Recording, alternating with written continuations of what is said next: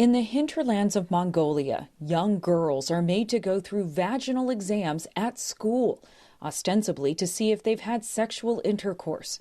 Doctors perform the invasive exams by order of school administrators without the permission of the students or even their parents. Did they have your consent to do this? No, they don't ask for consent. They just say go. What happens when you do not consent? If we don't agree, our teacher says we have to, that no one should be left unexamined. We are just scolded and forced to do it anyway. She is just one of the girls still being subjected to virginity tests, even after the government of Mongolia banned the practice last year. The ban was in response to student-led protests and pressure from the United Nations, which in 2018 condemned the practice and declared it an act of violence that degrades teenage girls.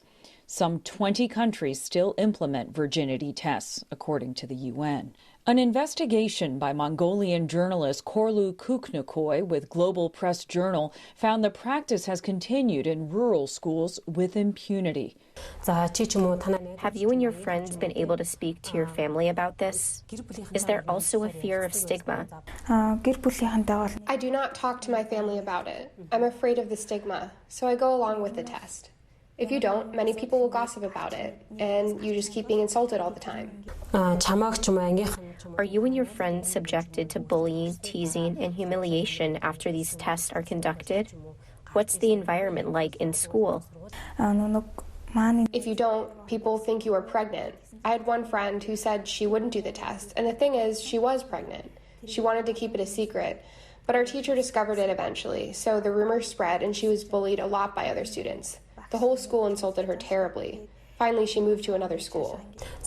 What made you want to speak up about this? We don't want to go through these girls' examinations. They tell us, you have to do it. That is why I wanted people to know about it, to raise my voice on this issue. Last year, there was an uproar after the story came out about these tests, and these tests were officially banned. Does the school administration not fear any action being taken against them? School administrators are not worried about it because no action has been taken against them, as far as I know, even if they are still conducting girls' examinations. Reporter Korlu spoke with the NewsHour from the capital city, Ulaanbaatar. In your reporting, what have you found about how many schools in Mongolia are still implementing this invasive medical exam? I found out that at least 10 schools around the country have reported undergoing virginity tests, and I found out this information from students and doctors in school administration during my reporting. What do schools and principals of those schools say to justify giving girls this exam? So they claim that the exams actually prevent teenage pregnancies and sexually transmitted diseases, and that right now the abortion rate is quite high, but there's no actual data to back up their claims. So what is the point of these exams? So the government claims that the main purpose of these virginity tests is that they want to come up with the exact numbers and data to keep a check on how many abortions and unwanted pregnancies are happening. I know that there have been a lot of protests in the country over these exams. How much pressure is the government under right now to ban the exams altogether? So the activists are calling for a complete ban on virginity tests.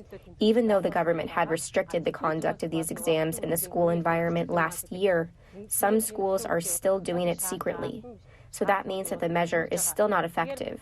And so they say they will continue fighting, and they are educating the victims to protest against this violation of human rights. I interviewed many girls during my reporting, and they all said they went through the exam without any consent.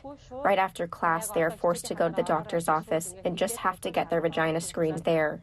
They told me how physically and mentally challenging it is for them. It leaves them traumatized. They have to stay in line outside the doctor's office, take off their clothes. Some girls actually cried during the interview, and it was quite a hard moment. Korlu says they were willing to talk and relive the trauma so that other girls would not have to endure what they did. No one has the right to touch our bodies without our consent. No one should be allowed to take girls' clothes off in school for this examination.